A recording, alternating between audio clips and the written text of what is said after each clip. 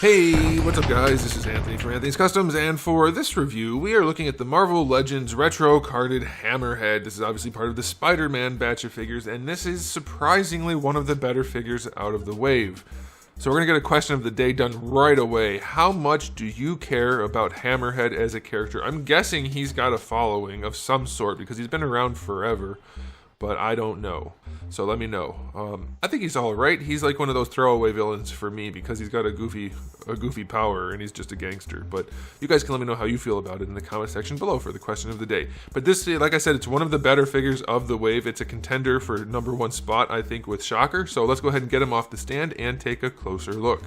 This guy stands to the top of his head, which should be pretty easy this time, about 16.25 centimeters, which is going to make him pretty close to, we'll say 6 3/8 inches. And he's got a nice flat top to make that easier to measure.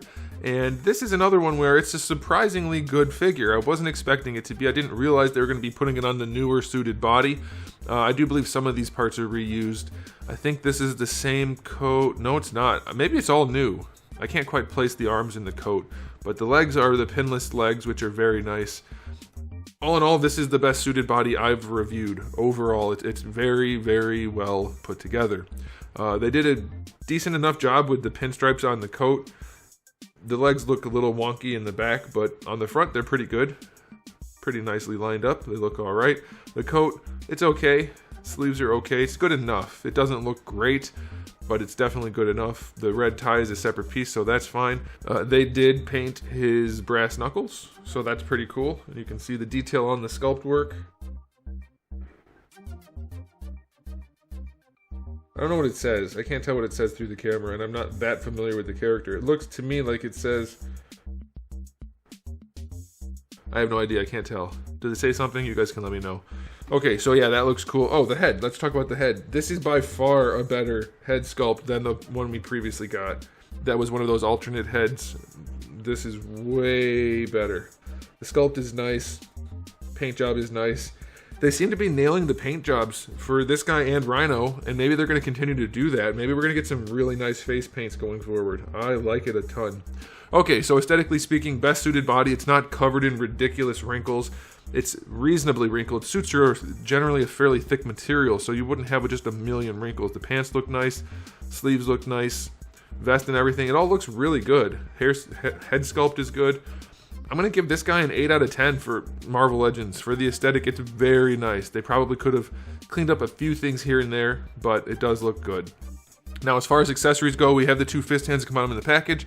Then we get a gripping hand in like a secondary hand and a baseball bat. That's fine. I definitely think he should have come with a gun. He's almost always using a gun. Like almost always. But the bat is okay. Except it has no sculpt work on it or paint work and it's glossy. So that's kind of goofy looking. So accessory wise, 5 out of 10. These freaking allergies. 5 out of 10 for accessories. Excuse me. Okay, now, as far as articulation goes, we have a head on a double ball peg, and it does work better than most. They're getting there. I'm going to keep giving them advice until we get the perfect neck joints on these Marvel Legends, but it works okay. It leans down, it leans up, it can lean side to side, it can rotate and lean. You get a whole lot of nuance posing with a double ball peg. It's fine. The thing is, they still have the ball really deep in the neck. If they can make that ball just a little bit bigger and bring it out just a little bit, he'll have even more range. Not that you need a ton more, like they did a pretty good job with it here. But you can get more out of it. It doesn't cost anything, so why not? Alright, now for the shoulders. Uh-oh. Very limited range. They don't go horizontal, so that's not what we're looking for. That's a bummer. You do get your full rotation, bicep swivel.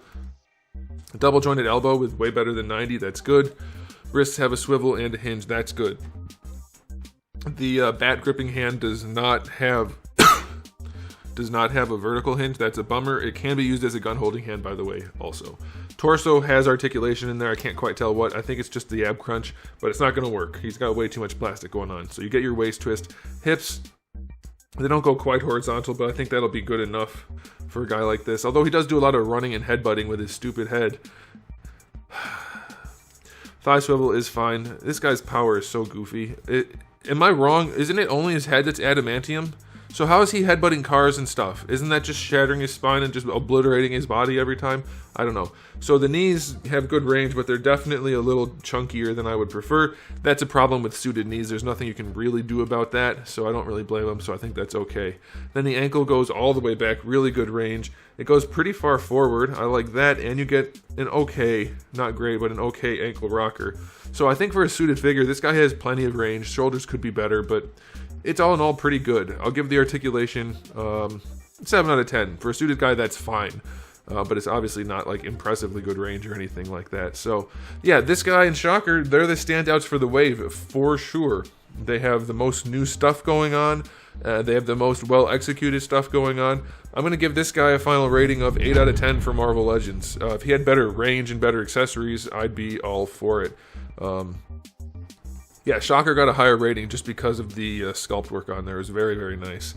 This guy obviously has less going on, so it's not as high a rating, but it's still probably the second best figure of the wave. So let me know how you guys feel about this. Let me know how you felt about Shocker and how you guys feel about these retro carded figures costing so dang much and being mostly reissued bodies. Alright guys, thanks for watching. If you enjoyed the video, please do give it a thumbs up. If you didn't, give it a thumbs down. And if you haven't subscribed, you might want to. I have new videos almost every single day and thousands already on the channel. So make sure you come back for all of that. In the meantime, keep collecting.